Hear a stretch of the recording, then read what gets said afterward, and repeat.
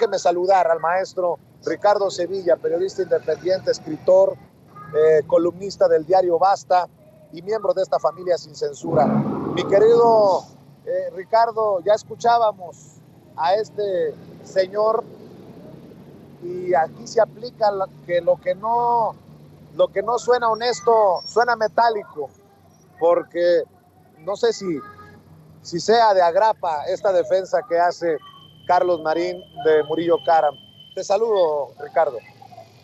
Querido Vicente, público memorioso, no es gratuita. Este es uno de los personajes, Carlos Marín, que más dinero ha recibido de los gobiernos pasados, concretamente del gobierno de Enrique Peña Nieto, hay que decirlo con todas sus letras, ya han salido datos duros. Salió la famosa lista donde se probaba con datos duros también, con cifras, cuánto dinero había ganado Carlos Marín. Es un personaje diminuto, pero más allá de su estampa física, no hay que concentrarnos en esta figura pifiada, sino en el vergonzante papel que ha desempeñado dentro del concierto periodístico de este país. Y es que Carlos Marín, además de ser un personaje obcecado, redundante, es un sujeto que en algún momento el mismo Julio Scherer García, fundador de la revista Proceso, hoy caída en desgracia gracias a las falsedades y a las mentiras que propaga, pues bueno, era uno de los reporteros que tenía mayor esperanza, por lo menos así parecía en la década de los años 90, pero ya este sujeto es desde hace mucho tiempo un sujeto pifiado y anacrónico, el exdirector del periódico Milenio. Hay que recordar que era director, ya después no lo quiso Francisco de González y lo echó.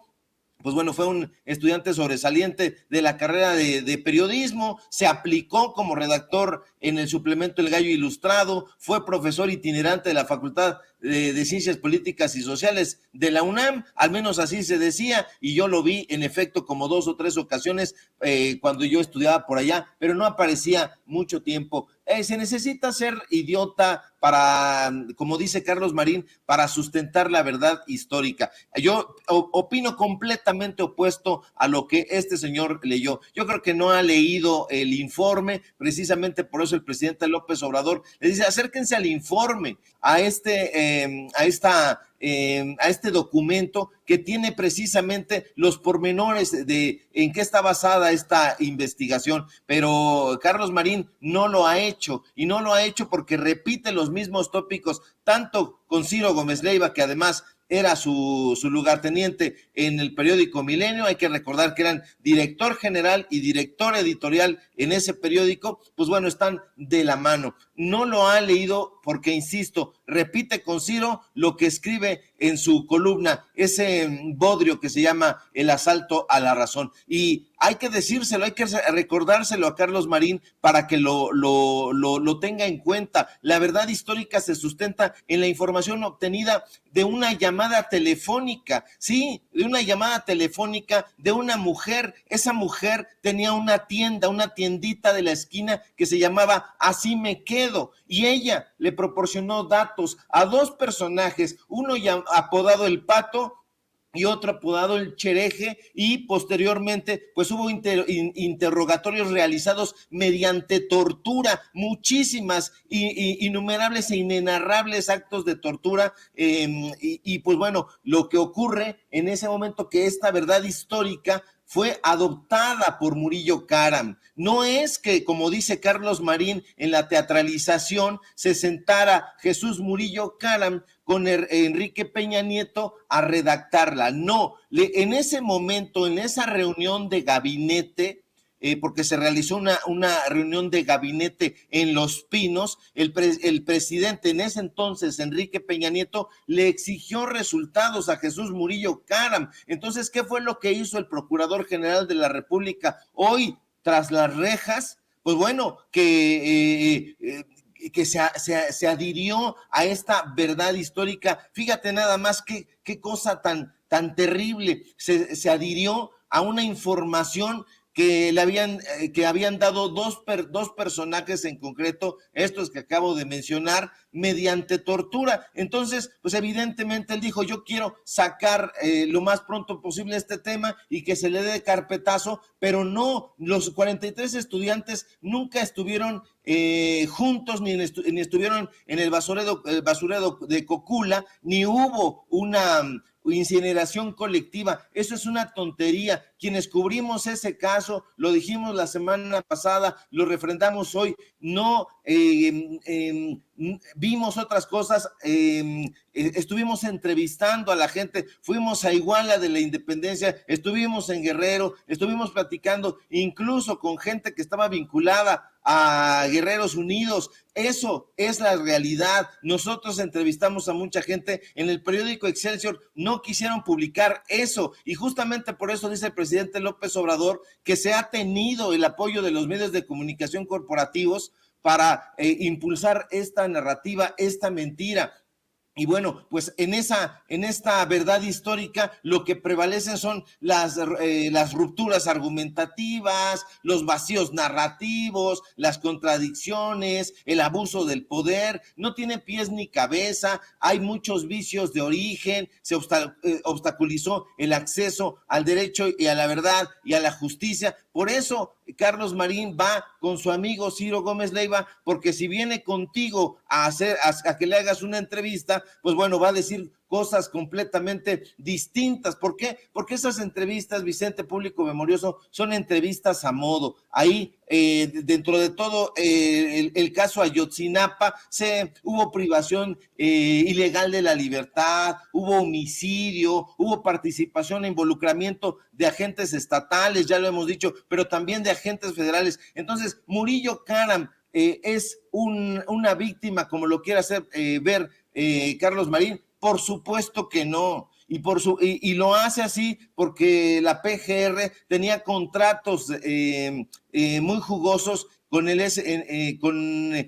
periódico Milenio. Entonces, hasta la fecha, estos personajes siguen haciendo esa defensa no pedida por amiguismo, por compadrazgo. No se puede revictimizar a las personas. En el caso de Ayotzinapa no se puede estigmatizarla, y eso es lo que hizo precisamente la verdad histórica, que fue revestida de acciones institucionales, de estrategias de comunicación que tenían como meollo del asunto el cierre de las investigaciones. Estaban cansados, acuérdate, Vicente, Jesús Murillo Karam dijo, ya estoy cansado. Entonces, aquí lo que nosotros hacemos es invitar a la gente a que lea este documento, a que haga una equiparación entre la famosa verdad histórica y la información actual. Entonces, de esa manera se va a dar va a tener un sustento, va a tener información que no van a dar a conocer en los medios de comunicación corporativos, y que si lo hacen, pues bueno, va a haber los defensores, Ciro Gómez Leiva, Carlos Marín, la gente de Milenio, la gente de Reforma, Sergio Sarmiento, y toda esta tropa que ya sabemos perfectamente que recibe moche, y como tú dices, pues bueno, lo que no suena coherente, suena metálico. Oye, nada más para cerrar, Ricardo, la gente tiene que, no puede olvidar que esos que hoy están defendiendo a Murillo Karam, Ciro, Marín, López Dóriga, son los mismos que han defendido a Genaro García Luna. A ver, están muy cabrones, y esos son los verdaderos periodistas de México. No, o sea, estamos hablando de palabras mayores, Ricardo.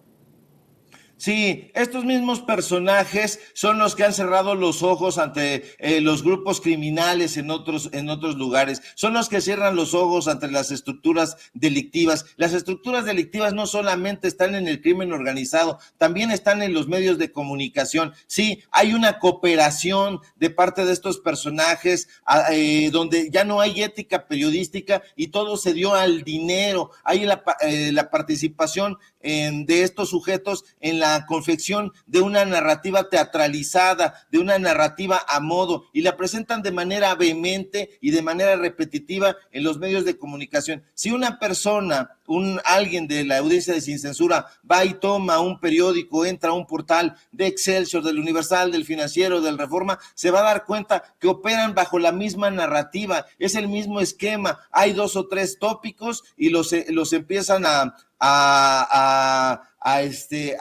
elevar en la narrativa, los comparten en redes sociales, los comparten, incluso hay momentos en que todos son exactamente igual, por eso se habla del nado sincronizado. Hay una estrategia de parte de los medios de comunicación llamados tradicionales, que yo me niego a llamarles así, y no hay ni neutralidad, no hay objetividad. Estos personajes están completamente involucrados, están completamente vinculados a los poderes, tanto empresariales como los poderes políticos. Ahora, el ataque contra López Obrador se entiende y se comprende porque este presidente los ha exhibido. Antes había pacto con Peña Nieto, con Calderón, con Fox y con sus antecesores de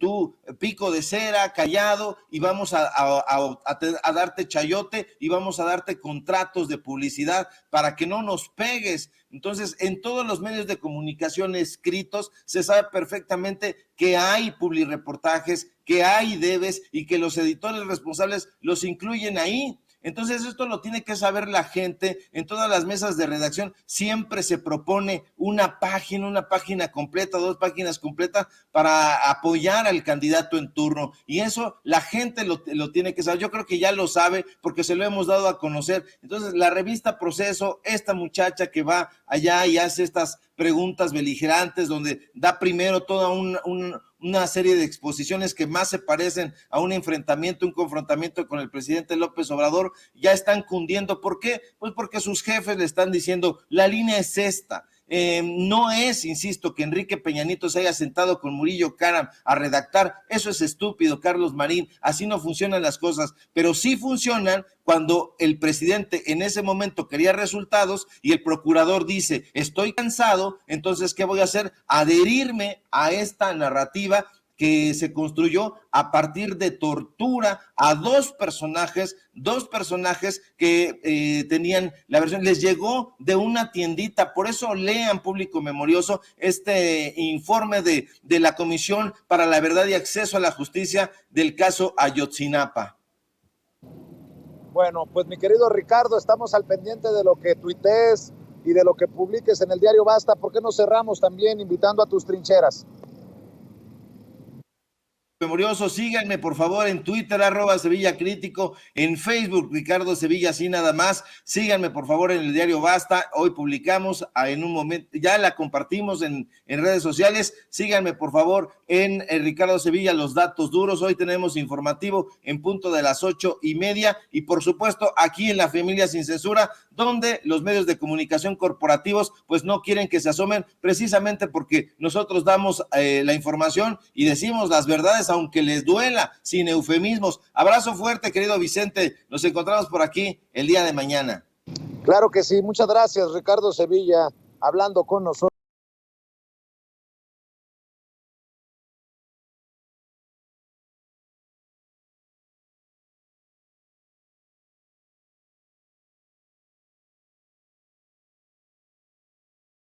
Evidentemente te paso la bolita pensando en cuál es tu opinión sobre todo lo que está sobre la mesa y sobre todo poniendo el acento en los medios de comunicación que han estado tratando de legitimar esta mal llamada verdad histórica y que hoy incluso se atreven a sostenerla. ¿Qué opinas tú, Jorge? Sí, Alina, muchas gracias, te estaba escuchando detenidamente. Sí, mira, yo veo cosas muy importantes en todo lo que ha sucedido en estos días y que representa también un trabajo pues amplio y de compromiso por parte del gobierno de Andrés Manuel López Obrador.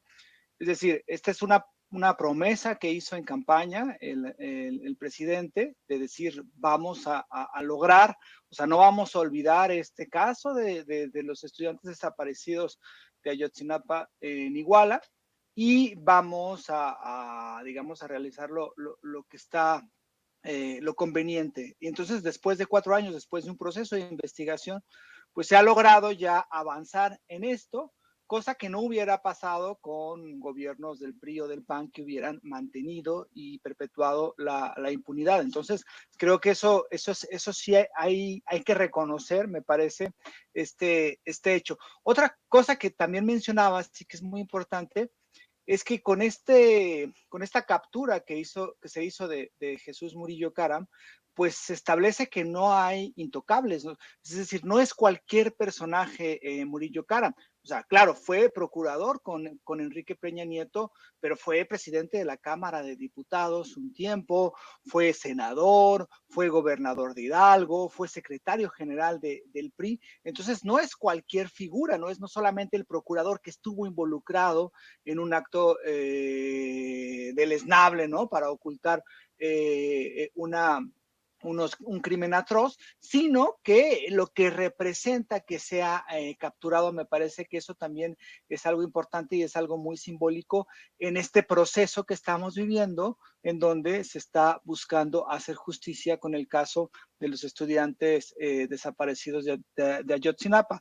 Ahora, otra cosa que también veo y que es muy importante es la cuestión de la transparencia en este caso. O sea, siempre se le ha acusado de la derecha y muchas asociaciones civiles han acusado a este gobierno de no ser transparente, de no tener la información abierta, de que cada 2 o 3 semanas Reforma dice que el gobierno de Andrés Manuel es un gobierno que no abona la transparencia y que oculta información. Creo que lo que se ha hecho con este caso, al abrir las investigaciones y creo que son 9 anexos, que son más de 2,000 páginas en total, pues me parece que es algo importante y eso crea un vínculo entre la ciudadanía que puede acceder a esa información y no lo hace ya vía vía otra forma o un informe periodístico o alguna otra cosa, sino que puede acceder, puede leer, puede establecer, por ejemplo, las diferencias entre la verdad histórica y lo que se concluye en el informe, y también puede informarse para tener una mayor percepción de lo que ha sucedido. Entonces, esto me parece que también es importante y que rompe en muchos sentidos con esta opacidad que hubo en todo momento de parte de información oficial en el gobierno de Enrique Peña Nieto con el caso de los estudiantes desaparecidos de Ayotzinapa. Y el otro punto es que también debemos de juzgar como bien lo mencionabas, a todos los medios de comunicación. O sea, también hay que señalarlo, a todos los medios de comunicación, a los voceros, muchos de estos medios de comunicación, incluso hubo libros, ¿no?, que prácticamente alababan la verdad histórica de Murillo Caram, y creo que también hay que señalarlos y también hay que poner el acento en eso. O sea, lo de Carlos Marín es un caso el más grotesco, uno de los más grotescos, pero no solamente él. Hubo un conjunto de periodistas, hubo un conjunto de medios de comunicación que defendió la verdad histórica, que se burló de las críticas que existían y que fue en realidad un soporte del régimen de Enrique Peña Nieto para mantener esta historia y que incluso hoy lo siguen manteniendo. No sé si en muchísimos casos y muchísimos analistas ya están hablando, ¿no? De que en realidad, pues la investigación que concluyó hace unos días y que se dio a conocer, pues no varía prácticamente nada de la verdad histórica cuando hay en el informe un cuadro incluso con las grandes diferencias que existen en torno a eso. Entonces, por supuesto que los medios no son esta cuestión de independientes, de neutrales, de que solamente informaban, sino que fueron partícipes de esta construcción de la verdad histórica de Murillo Caram y que al final pues es la construcción de todo el gobierno de Enrique Peña Nieto.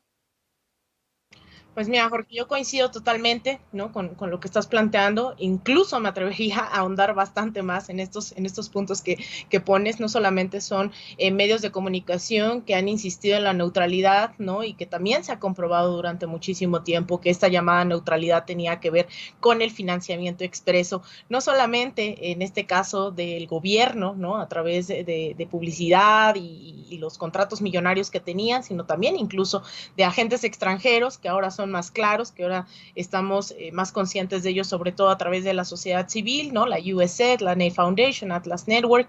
Creo que todo eso cada vez se va develando, y en el 2014, cuando pasa lo de Ayotzinapa, se hablaba de que quienes posicionábamos estos temas parecía que estábamos conspirando, que esto no era real, que los medios realmente eran objetivos, eran neutrales, que cuando eran de derecha era incuestionable que se dijera que fueran periodistas, pero cuando alguien pugnaba por las causas sociales, entonces sí había que deslegitimar, y creo que ese ha sido el caso, ¿no? Sobre todo los youtubers, el caso de medios independientes, donde se cuestiona realmente el cargo, pero no solamente los medios, Jorge, creo que hay algo que poníamos sobre la mesa también en días pasados con este caso de Ayotzinapa, que tiene que ver con esa transparencia que tú mencionas, una transparencia que ahí está, incluso analizábamos este primer informe de la comisión por Ayotzinapa, sin embargo veíamos muchísimas hojas desde ese primer informe que todavía estaban marcadas con negro, ¿no? Que sea por no violentar el debido proceso, por no pues dar a conocer información sensible, ¿no? O que permitiera omitir algunas investigaciones. Veíamos todavía varios mensajes que fueron recopilados, varias decenas de miles de mensajes que se fueron recopilando durante este tiempo de las investigaciones. Eso nos haría llevar, no sé si tú coincidas, en que esto es aún más complejo de lo que de por sí ya es. No solamente es el hecho de los estudiantes, no solamente es Guerreros Unidos y los Rojos, la disputa con el rol de la policía local, estatal, e incluso el rol que tiene el Batallón 27 de Infantería, sino además todo lo que no sabemos. ¿No te parece eso como todavía aún más sorprendente, el saber que podemos esperar mucho más? No sé, también esto lo ligo y con eso te paso el balón. Cuando dice hoy el presidente López Obrador que Enrique Peña Nieto no está nuevamente en esta lista a investigarse el general Cienfuegos, sin embargo no hay pacto de impunidad. Cuando vemos esto, que todavía no sabemos del informe, pero también sabemos que dice el presidente que no hay pactos de impunidad, ¿qué te viene a la mente? ¿Ante qué estamos, Jorge? Bueno, sí, es creo que un caso muy complejo. Evidentemente hay muchísimas, quien haya descargado el informe, la última versión del informe, o el informe más bien, pues tiene un montón de cosas en negro que además han sido ya muy comentadas, y que, bueno, por el debido proceso y por cómo están las cuestiones de la investigación, pero sí me queda claro que hay una intención, ¿no? de mostrar esto, que hay muchos otros elementos que no han sido, por la misma proceso de la investigación, que creo que no conocemos y que me imagino que en algún momento vamos a llegar a conocer. Eso, digamos que es por un lado. Ahora, lo otro es que es todavía un proceso, ¿no? Es decir, el caso de Murillo Karam, la captura, creo que es un símbolo importante, es un hecho de decir, estamos buscando hacer justicia, estamos buscando que no exista la impunidad, y estamos buscando que estos personajes que parecían que jamás iban a ser tocados, ¿no? Ni con el, ¿cómo se dice?, con el pétalo de una rosa, pues lo están haciendo en este momento, y ese mensaje que se envía es muy importante. Ahora, creo que también la exigencia debe ir hacia el Poder Judicial, es decir, ¿cuáles van a ser los procesos que el Poder Judicial va a establecer para lograr que no exista la impunidad? ¿Cómo se van a realizar los juicios? ¿Cuáles son las condiciones de la Fiscalía para establecer, y para que esta Fiscalía tampoco, que además ha sido una Fiscalía muy criticada, tampoco establezca y tampoco sean casos que sean fácilmente derribados? Y creo que es ahí donde debe de estar la próxima discusión acerca de este caso. Ahora, en el caso de Enrique Peña Nieto, por supuesto que Enrique Peña Nieto, como un presidente que llegó a final del sexenio cargando muchísimos elementos negativos, cargando con un alto grado de corrupción, con los casos violentos de Ayotzinapa, con el caso de Ayotzinapa, con los gasolinazos, en fin, con muchísimas cuestiones que sucedieron en su sexenio. Y por supuesto que hay un clamor popular, un clamor de la gente que le gustaría ver a Enrique Peña Nieto en la cárcel.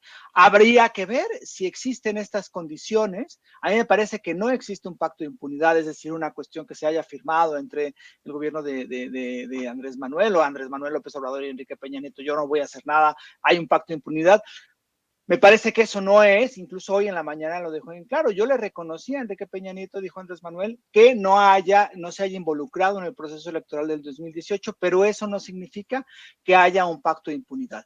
Y entonces, claro, también existe un discurso medio extraño de parte de la derecha, una parte de los panistas, incluso varios de la comentocracia conservadora que dicen hay un pacto entre Enrique Peña Nieto y Andrés Manuel López Obrador para que no se le toque a Enrique Peña Nieto. Me parece que eso no existe, pero habría que ver hasta dónde va este proceso y cómo se va desarrollando y especialmente cuáles son los elementos del Poder Judicial, porque al final los jueces, el Poder Judicial y todo lo que representan, pues siempre quedan como oculto, ¿no? Como que no se le puede exigir, como que no se le exige, y me parece que es ahí importante donde también debe de existir esta discusión y esta presión en este momento hacia ese poder y hacia pues que se juzgue y que no haya cualquier elemento jurídico leguleyo que diga no se puede y entonces todo va a seguir igual, ¿no? Entonces creo que en ese sentido va mi posición.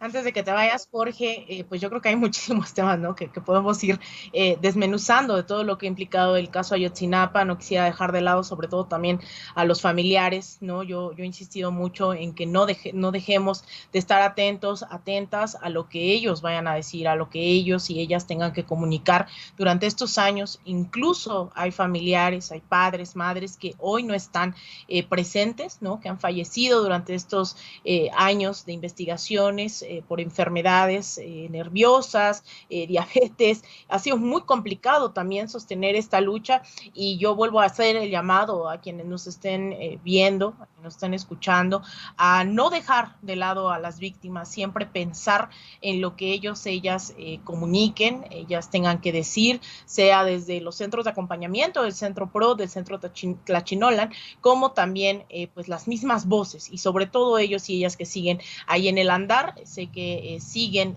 procesando todo esto, que se ha informado, pero seguramente tendremos más declaraciones, más informes de su parte durante estos días. Y antes de cerrar, vamos a escuchar este video, un pedazo de este video, de estas declaraciones que da el presidente López Obrador en la mañanera del día de hoy, en donde dice que el mismo Murillo Karam se inculpa. Vamos a escuchar qué dijo esta mañana.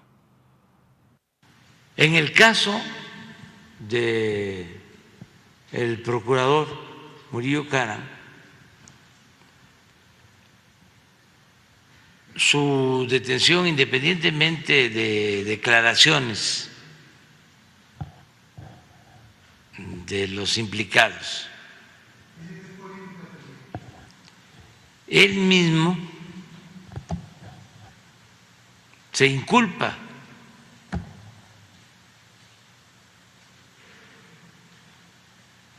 De acuerdo al informe y a la investigación de la Fiscalía,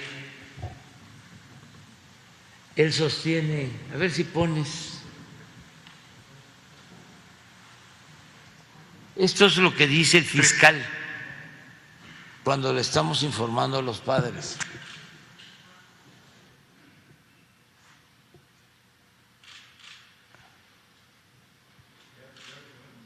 ¿Ya? Frente a la magnitud de los delitos cometidos el 26 y el 27 de septiembre de 2014 en Iguala, el Ejecutivo Federal en ese momento intentó soslayar la responsabilidad del Estado mexicano ante un crimen desmesurado y brutal y trató de adjudicarle la culpabilidad total de los hechos a las autoridades del Estado de Guerrero y a sus policías municipales, que eran parcialmente responsables. Pero la dinámica de lo que había ocurrido, que era imposible ocultar, se salió de su control y fue en ese momento cuando el Procurador General de la República, Jesús M., se presentó ante los medios y señaló lo siguiente: Estamos preparando un equipo de investigación. Se trasladará el jefe de la Agencia de Seguridad y su servidor, que seremos los responsables directos de esta investigación. Ante esa afirmación, sí.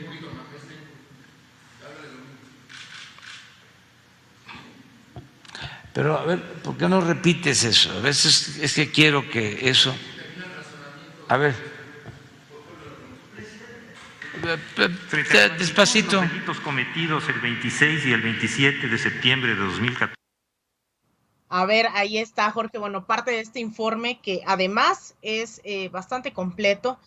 No solamente se trata de Murillo Karam, eso hay que dejarlo claro. El informe de la Comisión de Ayotzinapa, más tarde vamos a tener las imágenes de todo lo que contiene. Tiene varios anexos. Durante la conferencia de prensa se ha anunciado que tiene un anexo sobre fichas de búsqueda, bitácoras de campo, reportes diarios de búsqueda SINAC. Tiene también las reuniones de trabajo de la Comisión para la Verdad y Acceso a la Justicia del caso Ayotzinapa. El anexo 5 dice informes a la Comisión. El anexo 6, asistencia técnica internacional, atención a víctimas, análisis telefónico. Eso nos ha llevado a tener, obviamente, pues una información mucho más amplia, que no nada más se relega al caso de Murillo Karam. Sin embargo, claro que es simbólico. En todo esto, ya hablamos de los medios de comunicación, ya hablamos de Murillo Karam, hablamos de la posición que ha tenido el gobierno sobre no impunidad también. ¿Qué sabor te deja, Jorge? ¿Con qué quisieras cerrar sobre esto que va hasta ahora en el debate público sobre este informe de la comisión? Sí, bueno, a mí me deja, por supuesto, que creo que lo importante es que se haga justicia y que no quede impunidad.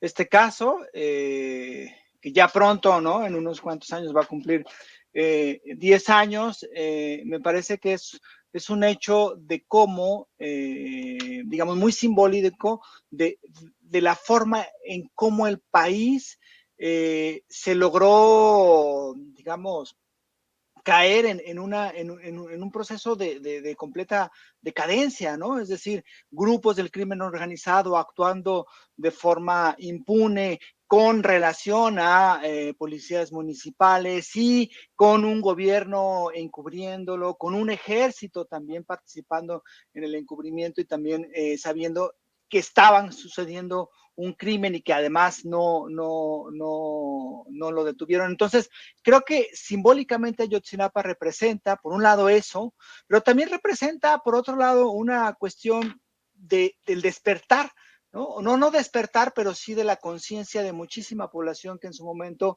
se manifestó por estos hechos indignos, que hubo un montón de marchas y que hubo un montón de digamos, de movilizaciones, y también la conciencia de los familiares de los desaparecidos, de los estudiantes desaparecidos, y por supuesto este régimen que se fue resquebrajando y que en el 2018 perdió en un proceso electoral. Creo que es muy simbólico lo que está sucediendo. Por supuesto que no estamos llegando al elemento de la justicia aún, que todavía hace falta mucho, que este es un proceso que apenas existe, que están los culpables, digamos, de perpetrar estos hechos, y que también están los culpables y que también están siendo señalados los culpables de ocultarlo, ¿no? De formar esta verdad histórica que representa pues una mentira en muchísimos sentidos, y creo que eso es algo que nos debe de traer esperanza, pero también tener consciente de que todavía falta mucho en este proceso y que hay muchas cosas, pero creo que hay elementos importantísimos como la captura de Jesús Murillo Karam, que no es cualquier personaje de la política, sino que es una persona que tiene muchísima fuerza y que tenía muchísima fuerza en los gobiernos anteriores.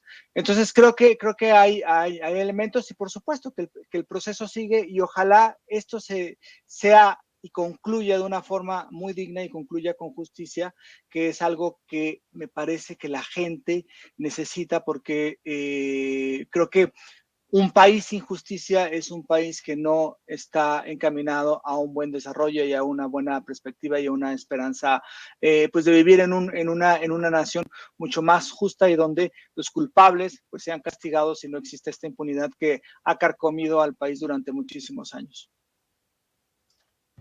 Muchísimas gracias, Jorge. Pues no me queda más que agradecerte nuevamente estar en esta mesa de diálogo y preguntarte dónde te pueden seguir, dónde pueden encontrar tu trabajo. Sí, pues estamos en Polemón, ahí participo, colaboro. Polemón.mx es revista Polemón, tanto en Facebook como en Twitter. Yo estoy como JG Naredo y como Jorge Gómez Naredo en Facebook. Y el periódico Regeneración ya salió el nuevo número. Creo que está subido a la página del Instituto Nacional de Formación Política de Morena, en Morenflix. Y bueno, pues ahí pronto también se estará repartiendo en físico en buena parte del país. Y muchísimas gracias, Alina, por estar acá. Estoy muy contento de haber participado contigo. Ya sabes que te estimo mucho y te aprecio mucho. No, hombre, muchísimas gracias a ti, Jorge, y seguramente nos veremos ya sea participando juntos en una mesa o nuevamente aquí conduciendo o como sea, sé que nos volveremos a encontrar. Muchísimas gracias, Jorge, que tengas buen día. Gracias a ti, hasta luego. Amigos, amigas, regresamos en breve, pero mientras seguimos hablando sin pelos en la lengua, sin censura, usted puede suscribirse a nuestros 3 principales canales en YouTube. Sin Censura Media, en donde tenemos más de 1.600.000 suscriptores, Sin Censura TV, en donde tenemos más de 1 millón de suscriptores, y en Sin Censura Presenta, en donde queremos llegar muy pronto a los 100,000 suscriptores. Si usted ya está inscrito en Sin Censura Media, suscríbase en Sin Censura TV. Si ya está suscrito en Sin Censura TV y Sin Censura Media, suscríbase a Sin Censura Presenta. Recuerde que es gratis, no tiene que sacar un solo centavo de su bolsillo para apoyarnos. Dele clic en la campanita para que los señores y señoras de YouTube envíen las notificaciones cuando estemos transmitiendo en vivo y en directo o estemos subiendo videos. También nos puede seguir en Twitter en @Vicente Serrano y hasta en Instagram. Ojo, también estamos en Instagram. Son nuestras redes sociales y con el apoyo de ustedes seguimos creciendo, porque con ustedes todo, sin ustedes nada.